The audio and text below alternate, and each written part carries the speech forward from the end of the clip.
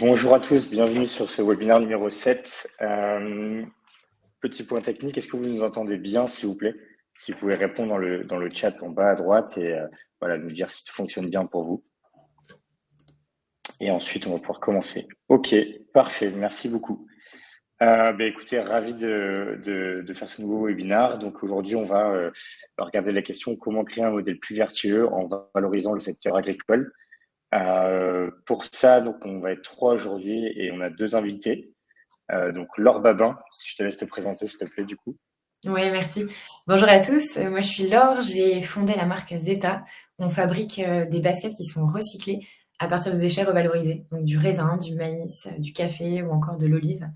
On est basé à Bordeaux et toute notre fabrication est faite en circuit court au Portugal. Top, merci beaucoup pour la présentation. Je te laisse enchaîner Thibaut s'il te plaît. Ouais, merci Paul, bonjour à tous et à toutes. Donc moi je suis directeur de l'offre et des filières de Omi, qui est une marque alimentaire d'épicerie qu'on a créée en 2020 pour faire de l'alimentation un levier de changement au niveau environnemental et social. Top, merci beaucoup. Et donc pour finir, Paul Rodriguez, donc cofondateur d'Hectarea. Et nous, notre mission, c'est de reconnecter les particuliers avec les agriculteurs qui les nourrissent. Et pour cela, on a créé une plateforme d'investissement qui permet d'investir dans la terre agricole pour aider les agriculteurs à se financer et à mettre en place des pratiques agricoles plus durables. Voilà, donc ravi de faire ce webinaire. Si vous avez des questions au fur et à mesure, n'hésitez pas à les poser. Il y aura un temps d'échange à la fin, mais également pendant, si vous avez des questions, on peut y répondre et le but, c'est que ce soit interactif. Alors, l'idée, c'est de dire finalement, on prend les agriculteurs et on essaie de voir comment améliorer leurs revenus, leurs conditions de travail. Et pour cela, il y a plusieurs leviers. Donc, il va y avoir les aider à faire la transition écologique et les aider à avoir des revenus additionnels. Donc, pour ça, en fait, on a choisi d'aligner ces 3 sociétés aujourd'hui pour vous présenter cette thématique. La première, c'est donc nous, Hectarea, sur le financement du foncier. Finalement, les agriculteurs, ils doivent développer leur exploitation, c'est de véritables chefs d'entreprise et un des freins à l'installation principale, ça va être vraiment le prix de la terre agricole pour pouvoir l'acheter et la travailler par la suite. Et donc sur ça, nous, on intervient vraiment sur ce début de la chaîne de financement du foncier. Ensuite, vous avez donc Omi avec Thibaut aujourd'hui. L'idée, c'est de créer une distribution durable. Parce que si vous regardez le marché actuellement, il y a une offre qui est faite par les agriculteurs de produits durables et qui sont produits en bonnes conditions, mais c'est très difficile de les faire rencontrer une vraie demande. Et ça, je m'explique. Finalement, quand vous faites vos courses au quotidien, c'est difficile d'acheter des produits qui sont des produits issus de l'agroécologie, du secteur du bio en général. Et donc, c'est très important de créer des filières pour assurer en fait une bonne distribution aux agriculteurs et leur assurer des revenus. Donc ça, c'est Omi qui en parlera par la suite en second. Et enfin, sur Zeta, l'idée, c'est qu'une fois qu'on a une bonne distribution, si on veut s'inscrire dans une logique de production durable, il faut en fait regarder tous les penchants de son exploitation, voir les coproduits, voir comment valoriser finalement les déchets agricoles. Et Zeta offre une solution qui est vraiment géniale, qui est de dire finalement, on prend vos déchets agricoles, que ce soit olives ou vin par exemple, et on les utilise pour faire du cuir pour les baskets notamment. Je te laisserai Laure bien sûr aller beaucoup plus loin sur l'explication, mais en tout cas avec ces 3 points-là, vous avez finalement une aide au financement, une distribution qui est vraiment clé et qui permet à l'agriculteur d'avoir son revenu, et des revenus complémentaires via la distribution de ce qu'on appelle les coproduits. Voilà en introduction. Donc, je vais te laisser, Thibaut, expliquer comment fonctionne Omi, la mission et surtout, qu'est-ce que ça apporte par rapport au système existant aux agriculteurs. Ouais, écoute, merci pour l'intro. Donc je pense que tout le monde l'a compris, on est une marque alimentaire, donc on conçoit, on propose des produits d'épicerie, donc de l'épicerie salée, sucrée et des boissons. On a 70 produits à notre gamme qui couvrent en fait les grands moments de la consommation, donc le petit déjeuner, les repas, le snacking et l'apéro. Comme je vous l'ai dit tout à l'heure, en fait, on a vraiment une mission dont la problématique dont on parle aujourd'hui est au cœur de l'ADN, en fait. La mission qu'on s'est donnée et qui est vraiment dans les statuts officiels de l'entreprise, c'est de faire de l'alimentation un levier de changement, un levier d'impact, tant sur l'aspect environnemental que l'aspect social. Donc on va œuvrer de différentes manières, mais on a vraiment deux convictions qu'on va retrouver au cœur de notre proposition, que je vais vous détailler un petit peu plus. La première conviction, c'est que tout part des consommateurs. Et la deuxième, c'est qu'en tant que marque, on doit être acteur du changement. Tout part des consommateurs. Donc, en fait, quand on propose un produit, il faut que le consommateur comprenne la proposition de valeur. On arrivera à avoir une transition alimentaire et donc une transition agricole efficace si les consommateurs suivent. Ça, pour nous, en fait, ça se traduit avec une transparence qui est radicale sur l'ensemble des produits, avec un discours Tu peux nous pédagogique. expliquer, tu peux nous Ouais. expliquer comment vous avez mis ça en place, excuse-moi de te couper, sur les produits concrètement, quels critères en face, qu'est-ce qui finalement intéresse le consommateur pour comprendre comment est produit les aliments qu'il consomme? Ouais, et ben en fait, de par cette volonté d'avoir une transparence radicale, donc qui est vraiment notre première conviction, la deuxième conviction, c'est qu'on doit être acteur du changement. Donc on doit être expert de nos produits et expert des matières premières agricoles. Donc comment est-ce qu'on œuvre? En fait, quand on conçoit un produit, on va d'abord concevoir une recette qui est unique, qui est saine, donc pas d'ultra transformation, et on va aller chercher des ingrédients qu'on va rigoureusement sélectionner auprès des agriculteurs. Ça, en fait, c'est notre équipe d'ingénieurs agro qui le fait. Ils ont pour rôle d'aller sélectionner rigoureusement des agriculteurs qui sont en bio et qui ont cette volonté, en fait, de travailler avec nous vers cette transition vers des pratiques régénératives. Nous, on va prendre part, en fait, à cet accompagnement. On va le soutenir financièrement et on va le soutenir techniquement. Donc, une fois qu'on travaille avec les agriculteurs, on met en place avec les agriculteurs des feuilles de route de transition agricole et on va travailler avec eux sur la mise en place de prix d'achat rémunérateurs. Et ça, en fait, on est capable de le faire parce qu'on a des ingénieurs agro qui sont directement en discussion avec les agriculteurs et qu'on est capable, en fait, de mesurer leur réalité. Donc ça, c'est vraiment sur notre connexion avec l'amont agricole. Et après, ça, il faut qu'on soit capable de le transmettre à nos consommateurs pour qu'ils puissent le comprendre et acheter nos produits. Donc, comme je vous le disais, on fait preuve d'une transparence qui est radicale.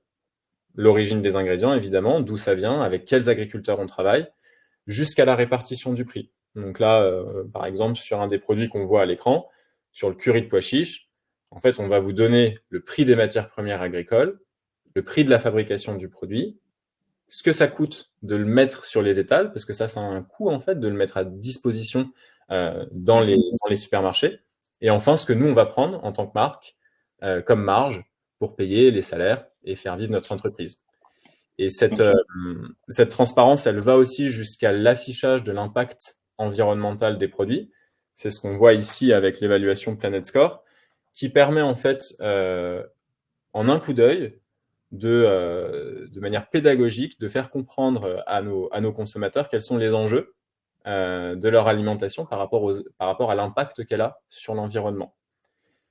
Et après, il ne faut pas oublier notre mission première, c'est de proposer des produits avec lesquels on se fait plaisir et des produits qui ont un super goût. Parce que, en fait, consommer, c'est avant tout se faire plaisir. Et donc, je pense que je pourrais résumer. Qu'est-ce qu'il y a? Non, j'allais dire, c'est un très bon argument. Souvent, on évoque la transition par un côté punitif, mais je pense que c'est important d'avoir en tête, voilà, un côté soit pédagogique, soit plaisir. Je pense au côté plaisir avec la nourriture ici, avec des produits qui donnent envie. Je pense au côté un peu pédagogique avec l'or, du coup, tu vois, sur des baskets qui donnent vraiment envie, qui sont dans la catégorie aussi de se faire plaisir, d'avoir un bel achat. Et c'est une belle voie pour montrer que les choses sont possibles et pour pas toujours passer par aussi du punitif. Et je reviendrai juste sur un élément en plus dans ce que tu as évoqué qui est très intéressant. C'est vraiment la partie transparence qui va à contre-pied finalement de ce qu'on peut voir dans la grande distribution. On va pouvoir voir le détail du prix, qui gagne quoi concrètement. Et qui a un vrai problème dans les filières agricoles, c'est quand un agriculteur seul qui a 20 hectares se retrouve face à une société de l'agroalimentaire qui, elle, fait des dizaines de millions de chiffres d'affaires et qui, du coup, va pouvoir négocier sur des tarifs qui permettent même pas de rentrer dans les coûts pour l'agriculteur. Et donc, ce point-là, pour l'avoir vu beaucoup sur le terrain, nous, avec Hectarea, c'est vraiment un point clé. Et peut-être juste une question pour ceux qui nous écoutent. Est-ce que vous avez déjà consommé des produits OMI, du coup? C'est un peu le petit test. N'hésitez pas à nous le dire, Il va y avoir qu'on sache un petit peu. Qu'on sache un petit peu, merci. Voilà, je te laisse finir. Je t'ai juste coupé pour ça, Thibaut. En tout cas, pour ceux qui n'ont pas goûté, c'est l'occasion. Et puis non, pour conclure en un mot, en fait, voilà, ce qui a été résumé sur la slide, c'est qu'on est une marque alimentaire bio et transparente qui vise à réconcilier les intérêts des consommateurs et des producteurs au service de la transition écologique. On peut le dire autrement, en fait. Nous, l'objectif qu'on se donne au quotidien, c'est de rendre désirable et gourmande une alimentation qui prend soin de la planète et des humains. Top, super projet. Moi, en tant que à titre personnel, c'est effectivement, j'ai consommé vos produits. Vous avez fait des super partenariats, notamment avec la SNCF. Vous avez les compotes qui y sont. Donc voilà, c'est bien de mettre ces produits en avant. Et en plus, vous êtes très loin de. Il y a la production conventionnelle agricole, il y a le bio, et il y a encore plus loin ce que fait OMI. Et donc, franchement, de l'extérieur, c'est bien d'avoir des sociétés qui sont sur le pont, qui mettent en avant ces sujets et qui permettent de voir concrètement que d'autres voies agricoles sont possibles. Voilà, nous on aimerait à l'avenir que certains de nos agriculteurs qu'on accompagne puissent aussi travailler avec vous parce que c'est une bonne façon de leur assurer aussi un bon revenu et une visibilité pour leur production et leur méthode. Merci beaucoup Thibaut. Du coup, je vais laisser la parole à Laure maintenant, voilà, pour nous expliquer finalement comment vous aidez les agriculteurs à valoriser leurs produits et comment vous œuvrez dans la transition agricole tout simplement. C'est à toi. Ouais. Merci. En fait, nous, on est parti, pour revenir un petit peu en arrière, on est parti d'un problème, c'est qu'aujourd'hui, la fabrication des baskets, elle est très polluante et elle est faite dans des conditions qui sont peu transparentes. Aujourd'hui, on retrouve dans la majorité des baskets du plastique, du cuir, du polyester, des matières synthétiques ou dérivées du pétrole. Et encore 95% de la production est fabriquée en Asie, en Chine et Bangladesh. Donc l'idée, c'était de se dire, on va essayer de déconstruire cette industrie-là, déconstruire ce produit et le fabriquer de façon propre et de façon intelligente, avec bon sens, en Europe, en circuit court. Et donc, l'idée, c'était d'utiliser uniquement des matières revalorisées et de ne pas avoir à créer de matière supplémentaire dans la fabrication d'une paire de chaussures. Et donc, utiliser uniquement les déchets qu'on a à disposition. Et donc, il y a eu un gros travail de sourcing de matière au début. Et donc, la première matière qu'on a utilisée pour les collections, c'est un simili-cuir fabriqué à partir de déchets viticoles. C'est-à-dire que pendant les vendanges, les vignerons mettent de côté le marc de raisin, qui est constitué des peaux, des pépins, des résidus. Ils vont le déshydrater, le mettre dans des fours pour en extraire vraiment l'humidité, et ensuite le réintégrer à d'autres matières pour en fabriquer un simili-cuir. Ça permet en fait de valoriser un sous-produit un sous-produit viticole qui aujourd'hui en fait est très peu utilisé, très peu revalorisé. Il y a une partie qui est utilisée dans les terres par les vignerons, vraiment une toute petite partie parce que sinon ça peut nuire ensuite aux terres tout simplement. Et ensuite le reste est vendu à des industries pour en fabriquer du gel hydroalcoolique. Donc il y a très peu de revalorisation finalement. Et donc il y a cette solution-là. Et pourtant il y a beaucoup de déchets. Ouais, il y a énormément de déchets. Ouais, énormément. Donc ça, c'était pour la première collection. Et ensuite, on a poursuivi avec une matière en maïs, une matière en café. On revalorise en fait le marc de café issu des capsules Nespresso dans les centres de recyclage. Ou de la même façon, on a fabriqué une matière à partir de café. Et dernièrement, on a lancé une basket à partir d'olives. Là où c'est hyper intéressant, cette matière-là, c'est qu'elle revalorise les déchets oléicoles, donc la production d'huile d'olive en Turquie. Et en fait, on n'y pense pas forcément, mais il y a plusieurs tonnes de déchets oléicoles qui sont produits chaque année. Rien qu'en Turquie, c'est 10 tonnes qui restent sur les bras des agriculteurs chaque année. Et en fait, le souci avec ça, c'est que leur transformation, elle est très polluante. Elle contamine à la fois l'eau, les sols. Il y a beaucoup de produits chimiques qui sont utilisés pour les transformer et pour les supprimer. Et donc en fait, cette matière-là, elle revalorise les déchets oléicoles et elle permet surtout de pas utiliser de cuir animal. Pour bien comprendre, c'est quelle partie du coup qui est, je pense qu'on doit être plusieurs à se poser la question, c'est quelle partie du coup de déchets oléicoles qui est utilisée pour faire du cuir végétal?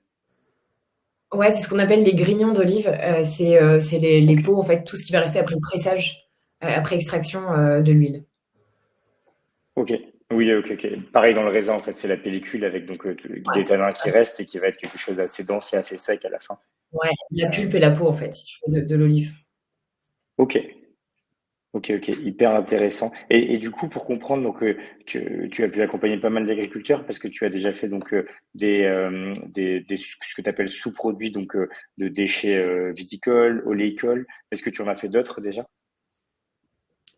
Est-ce qu'on a fait d'autres quoi, pardon? J'ai pas compris. Les sous-produits en fait, du coup, tes baskets en fait, ils peuvent être faits à partir de produits issus de la production Ouais. oléicole, de la production viticole. Est-ce que tu en as identifié d'autres ou tu en as déjà fait d'autres peut-être? Parce que c'est hyper intéressant comme piste. Raisin, maïs, olive et café. Le maïs, c'est un peu différent parce que c'est pas réellement les déchets. On extrait un polymère du maïs, une matière qui est très résistante pour en faire un simili-cuir. Donc, on peut pas vraiment parler de revalorisation de déchets dans ce cas-là.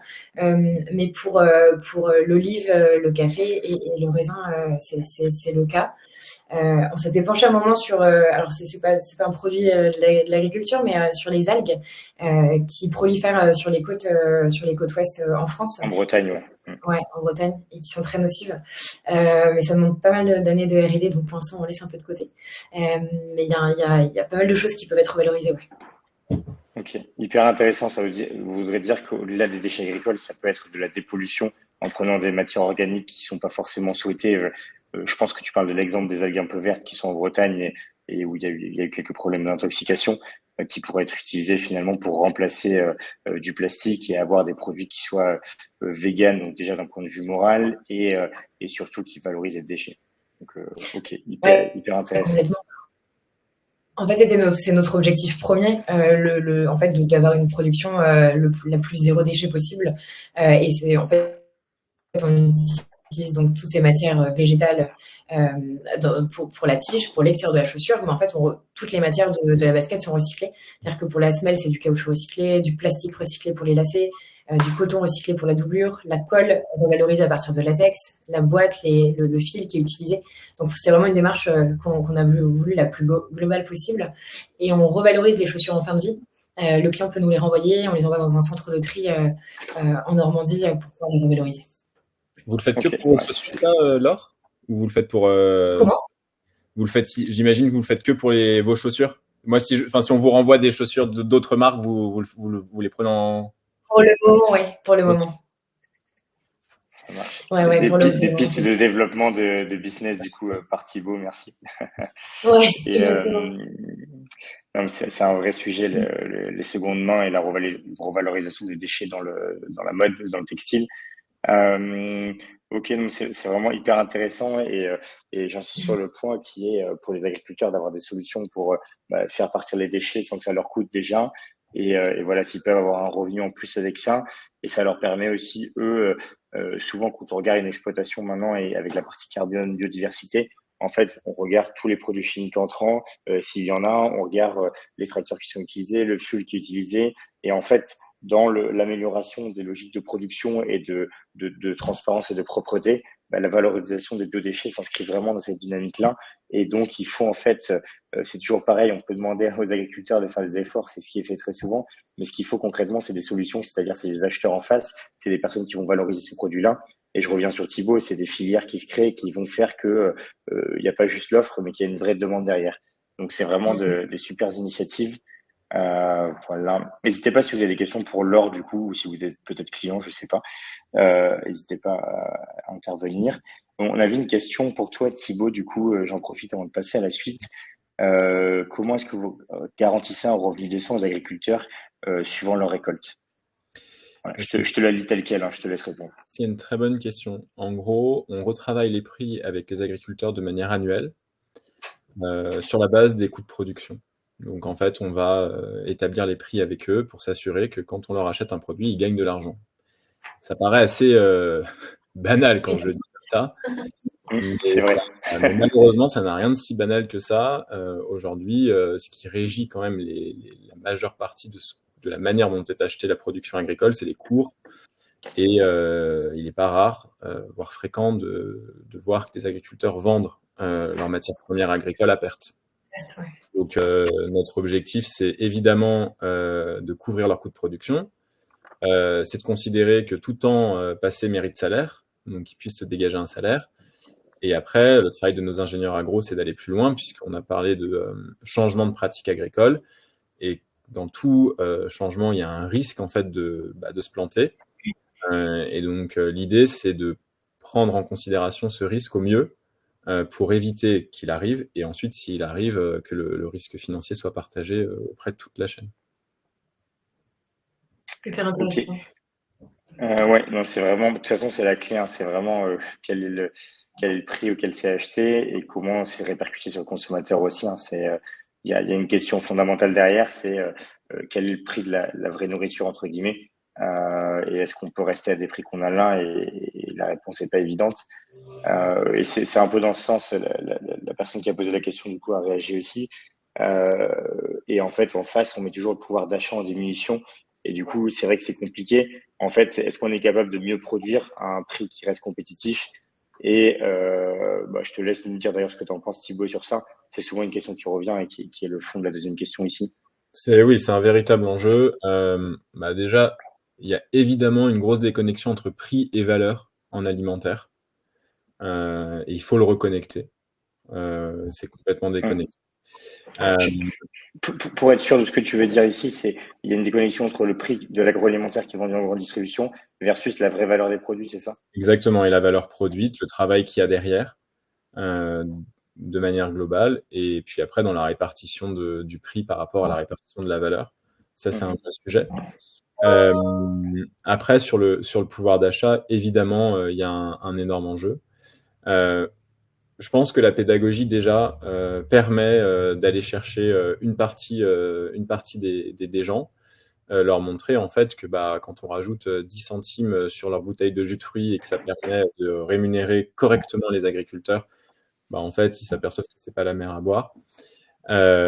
Après, sur la classe de la population qui est vraiment la moins aisée, évidemment, là, on a besoin en fait du soutien des pouvoirs publics. Donc là, on sort un peu des prérogatives de la marque alimentaire, même si on a pour vocation à influer en fait tout le secteur. Il y a des choses qui sont envisageables. Il y a des tests en cours dans certaines métropoles françaises sur une sécurité alimentaire, donc en fait un peu le principe de la sécurité sociale alimentaire. Et après, il y a plein de leviers, soit qui sont mis en place, soit qui pourraient être mis en place pour favoriser la consommation de produits durables. Par exemple, on pourrait imaginer une TVA verte. On sait manier la TVA de manière très poussée. On a du chocolat noir à 5,5 en TVA et du chocolat au lait à 20%. Donc, on pourrait très bien imaginer des produits bio régénératifs à moins de 5,5 et des produits un peu plus polluants à 20%, par exemple. C'est une idée très concrète et effectivement, je pense qu'il y a deux réponses qu'on peut ajouter à ça. Le premier élément, c'est ce que tu proposes, c'est effectivement la formation. J'étais avec le maire d'une commune là dans le sud-ouest qui souhaite accompagner les agriculteurs dans leur installation, et en fait, ils ont mis une étude des tickets de consommation de plusieurs familles, donc une trentaine sur un semestre ou un trimestre, pardon. Et en fait, ils font un premier test de ce qu'ils consomment. Ils leur proposent un échéancier sur 6 mois avec un prix quasiment équivalent, et pour voir qu'on peut manger mieux sans forcément dépenser beaucoup plus, ce qui passe par de la cuisine, des produits bruts, etc. Et donc, c'est des démarches qui sont intéressantes, qui peuvent être portées par l'État et par les élus, parce qu'il y a un vrai rôle d'éducation. Et ensuite, je pense qu'il y a souvent un grand oublié de ce prisme-là, c'est la santé. Finalement, est-ce que ce qu'on perd en achetant les produits ici, on ne le retrouve pas dans une logique sécu dans la santé, où finalement on va moins dépenser? Ça, c'est souvent dit, mais c'est compliqué à mettre en face. Voilà. Et après, le dernier point qui est plutôt personnel, c'est de dire finalement, quand on regarde les centres de dépenses des foyers, on est assez loin de l'alimentaire, c'est-à-dire que l'alimentaire dans les années 30, c'était 30% des dépenses d'un foyer, maintenant c'est 5% grosso modo.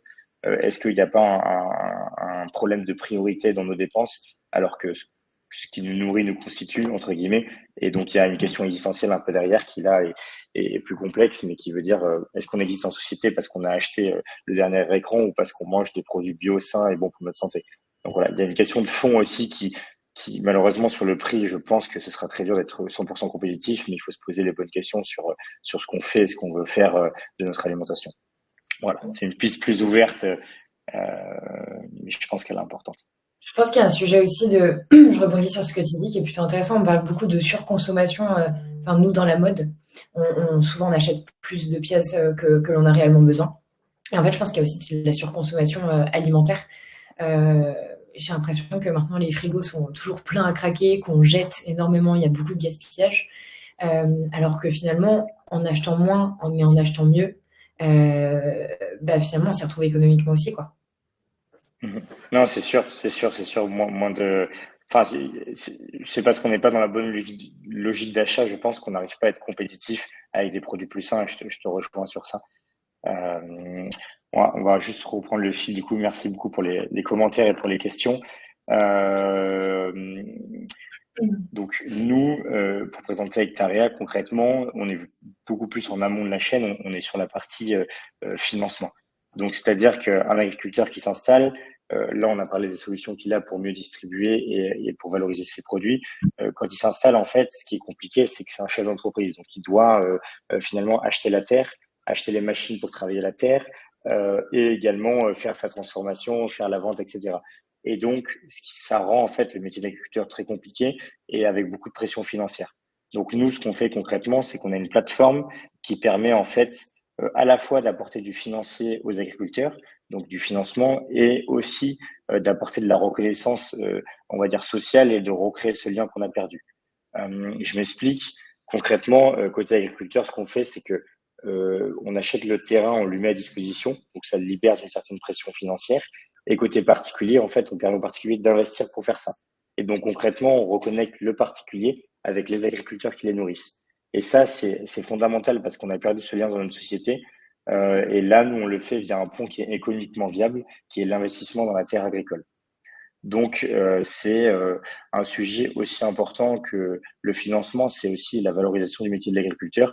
Une fois que vous avez investi en tant que particulier dans le terrain d'un agriculteur pour l'aider à se financer, vous avez accès sur la plateforme en fait à une interface qui est comme un mini réseau social et qui permet en fait à l'agriculteur de communiquer avec ceux qui ont investi, de leur montrer des photos de ce qu'il peut faire au quotidien et donc de recréer tout ce lien. Et finalement, vous voyez à quel moment sont plantés les légumes que vous pouvez consommer et surtout à quel moment il les distribue et pourquoi pas aussi lui acheter des produits. Donc, je pense que le rôle qu'on a à jouer au-delà de notre consommation, qui a été plutôt le point évoqué au début de notre échange, c'est vraiment avec notre épargne qui dort en banque globalement, où est-ce qu'on la loue? Est-ce qu'on la loue dans l'économie réelle, dans l'accompagnement d'agriculteurs, ou est-ce qu'on la laisse tout simplement sur des comptes où on va dire que c'est pas aussi vertueux l'utilisation qui peut être faite de votre épargne? Et ça, c'est une vraie question qu'on doit se poser aussi. Voilà. Après, c'est de l'investissement. Donc, l'idée, nous, c'est de permettre d'investir uniquement sur la terre et sur la terre agricole pour effectivement avoir une certaine sécurité pour l'investisseur plutôt que d'investir sur l'exploitation en elle-même. Voilà. Sur une question qui est venue donc sur le manque de moyens, bah, ça y répond en partie avec ce qu'on fait chez Hectarea. Et les idées, il y a une question sur comment les idées dans leur communication. Bah, finalement, c'est revenir à des choses assez simples qui sont de la consommation locale, en direct. Et là, en fait, la communication, bah, ça devient juste à base de clients qui vient tous les mois acheter des produits au juste prix. Et si vous enlevez tous les intermédiaires dans la chaîne, bah, finalement, vous avez des produits à un prix qui est intéressant pour l'achat. Donc, je dirais à cette question-là plutôt des choses assez simples à mettre en place. Juste concrètement, donc pour finaliser sur l'explication sur Hectarea, on a financé, le dernier terrain qu'on a financé, donc c'était 175 000 euros. Il y a eu 91 investisseurs particuliers. Et c'est un agriculteur donc, qui s'appelle Jérôme, qui est dans le sud-ouest, vers Coutras, pour ceux qui connaissent. Et du coup, il avait besoin qu'on achète 26,7 hectares pour lui, pour du maraîchage et de la grande culture, pour pouvoir en fait pérenniser son exploitation. Et il n'avait pas les moyens à date pour faire l'acquisition de ce foncier. Donc très concrètement, maintenant, il exploite ce foncier. Il avait 15 hectares avant. Et avec son total d'environ 40 hectares, ça lui permet voilà, d'avoir une structure qui va devenir rentable et d'être à 100% sur cette activité-là. Donc ça, c'est le projet qu'on a financé juste avant. Et là, on a un projet qui est un super projet dans le Var, qui est une plantation de pivoine, donc une fleur assez noble. Et l'agriculteur qu'on accompagne, il est sur des méthodes d'enherbage de la parcelle, aucune utilisation de pesticides, aucune utilisation d'herbicides, donc aucun intrant chimique. Et donc en fait, via notre plateforme, ce qu'on fait, c'est soutenir des filières qui ont besoin d'investissement. Je fais une petite aparté sur la filière des fleurs. Les fleurs, c'est 85% d'importation en France. C'est des fleurs qui sont importées avec des produits chimiques qui sont interdits en Europe, mais qui sont vendus par l'Europe pour être utilisés dans les produits qui nous exportent les fleurs. Et voilà, une autre stat qui est assez hallucinante, un pays comme le Kenya, c'est 30% des fleurs importées en Europe. Donc tout ça pour dire que les filières, elles ont besoin de soutien. Nous, on identifie les agriculteurs qui jouent un rôle clé dans ces filières. Et donc là, via Anthony, l'agriculteur qu'on soutient sur ce nouveau projet qu'on sera la semaine prochaine, on va soutenir quelqu'un qui a 20 ans d'expérience dans la fleur, qui pratique des méthodes durables et qui surtout produit des fleurs françaises et soutient les labels, donc comme le collectif de la fleur française ou Fleurs de France. Voilà. Donc par ces choix de consommation et d'investissement, on peut vraiment soutenir des filières françaises qui en ont besoin. Voilà. Si vous avez des questions, n'hésitez pas, toujours pareil dans le chat. Voilà, je sais pas Thibaut et Laure si c'est clair pour vous, même si vous nous connaissez déjà. On connaissait déjà le concept. Yes, bien Ça, sûr. c'est assez incroyable. Vous êtes les seuls à faire ça? Je me posais la question. Alors, il y a des solutions en fait qui sont des foncières. Nous, en fait, ce qu'on fait, c'est qu'on permet d'investir par terrain. Donc ça, en fait, on le rend accessible aux particuliers dès 500 euros et ça, on est les seuls à le faire comme ça. Mais par contre, tu as d'autres structures qui peuvent accompagner les agriculteurs. Tu as une structure historique qui s'appelle Terre de Liens, qui est sur de l'associatif et qui permet aux agriculteurs aussi de faciliter l'installation. Donc il y a quelques structures existantes, mais qui sont plutôt dans les logiques de foncière et de défiscalisation, versus nous, on est vraiment sur une logique de un agriculteur précisément sur lequel tu investis. Donc oui, on a essayé vraiment de pousser notre concept jusqu'au bout pour permettre cela. Et à partir de combien est-ce qu'on peut participer concrètement? Alors c'est dès 500 euros sur la plateforme et en fait le processus est digital donc il est très simple. Et là, on va avoir l'humain, c'est vraiment après sur la relation avec l'agriculteur quand lui il poste finalement sur la plateforme post-investissement pour pouvoir voir ce qui se passe sur le terrain. Et ensuite, il y a les fermages. Donc, si tu veux, sur la rentabilité, tu as des loyers qui sont versés par l'agriculteur. C'est très similaire à l'immobilier. Et donc, ces loyers-là, qu'on appelle fermage, sont versés après ensuite sur la plateforme directement. Ok. Voilà sur le fonctionnement. Je pense qu'on va donc sur le mot de la fin, c'est on avait commencé un peu un débat au milieu sur les actions concrètes qu'on peut mettre en place. Voilà, je sais pas de votre côté si vous avez peut-être une mesure phare. Thibaut, tu as parlé d'une TVA différenciée. Peut-être revenir sur ce point qui était intéressant et qui mérite d'être creusé et expliqué. Bah, la TVA différenciée, oui, c'est un levier parmi d'autres. Et je pense que ça, c'est à l'échelle de nos décideurs. Ça permettrait de soutenir la consommation de produits plus vertueux et d'engager la transition de manière plus forte. Mais je pense que une action vraiment concrète et qui nous concerne tous, quelles que soient nos connaissances en fait du secteur agricole, parce que ça, souvent pour beaucoup de gens, ça paraît être un secteur très lointain dont on ne connaît pas grand-chose. Et finalement, en fait, moi, j'ai envie de parler du sens, en fait, parce que je pense que, en tout cas, dans les 3 initiatives qu'on vous a partagées aujourd'hui, il y a un point commun au-delà du fait qu'on parle du secteur agricole, c'est que on ramène du sens dans ce qu'on fait. Et pour parler de l'alimentation, en fait, je pense qu'il y a une question assez basique à se poser. Qu'est-ce qu'on met dans notre assiette? Et nous, en tant que marque alimentaire, qu'est-ce qu'on vous propose de mettre dans votre assiette? Et en fait, quand on se pose ces questions-là, bah finalement, voilà, c'est pas si compliqué que ça. Alors, on a tout un modèle à transformer, ça c'est compliqué. mais finalement se poser la question d'où ça vient. Est-ce que en fait ça a du sens d'avoir des tomates pour faire une sauce tomate qui viennent de Chine alors qu'il y en a plein autour de nous? Qu'est-ce qui compose, ce qui compose mon assiette? Comment ça a été produit? Avec quelle technique agricole? On a parlé de la rémunération des agriculteurs, en fait. Qui a travaillé pour manger ce que j'ai dans mon assiette? Comment est-ce qu'il vit? On parlait de la justice de rémunération. Bah, évidemment, je pense que personne trouve ça sensé que il y a beaucoup d'agriculteurs qui gagnent pas d'argent aujourd'hui en France. Et quand on prend conscience de ça, en fait, là, je vais dire, je vais enfoncer une énorme porte ouverte, hein, mais on mange en moyenne 3 fois par jour, quoi. Donc, si on se pose ces questions 3 fois par jour et qu'on achète en conscience, en fait, on a vraiment chacun et chacune d'entre nous le pouvoir de faire changer les choses. Et finalement, manger, c'est voter. Voilà. Et donc, c'est une belle formulation. ça me paraît, en fait, on a beaucoup de questions, nous, quand on présente Omi à d'autres grosses marques, en fait, qui sont interloquées par ce qu'on fait, et ça paraît très compliqué pour eux.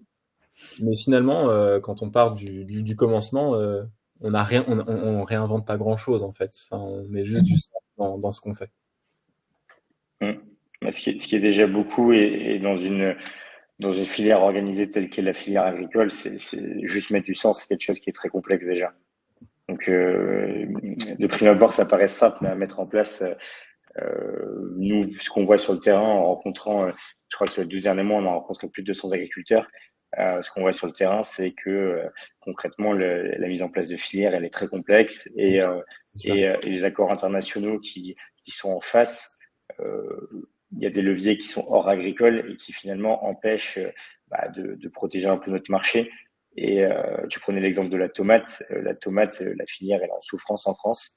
T'as le Maroc qui est devenu le 3e pays producteur de tomates en Europe, enfin dans la zone. Voilà, il y a des accords de libre-échange qui ont été signés dans les années entre 2005 et 2010. Et finalement, la photo, elle est très large. Et pour arriver à faire quelque chose qui est bien en local, il y a une photo très large qui est complexe et qui permet pas de mettre des choses simples en place pour l'instant. Évidemment. Donc c'est pas si facile. Laure, je sais pas du coup si tu as une mesure un peu choc à nous partager ou concrète qui permettrait d'améliorer un peu le système agricole et les revenus des agriculteurs. Non, pas de mesure en particulier, mais je te rejoins Thibaut quand tu parles de choix. Je trouve que quand on achète, nous en tant que consommateurs, on fait clairement un choix. Et plus aujourd'hui que jamais, c'est hyper important de se renseigner sur les conditions de fabrication, sur le lieu de production, sur la composition. Et nous, c'est ce qu'on essaye de donner un maximum aux consommateurs. On donne un maximum de transparence sur le prix. Pourquoi est-ce que le produit coûte ce prix-là? Ça peut paraître cher, mais alors quand on décompose tous les postes de charge, on se rend compte que le coût de la main-d'œuvre est plus élevé en Europe, le coût de matière recyclée, c'est plus élevé aussi. On essaye de donner la parole à nos artisans. Je trouve qu'on parle beaucoup d'impact environnemental, et c'est tout aussi important de parler d'impact social.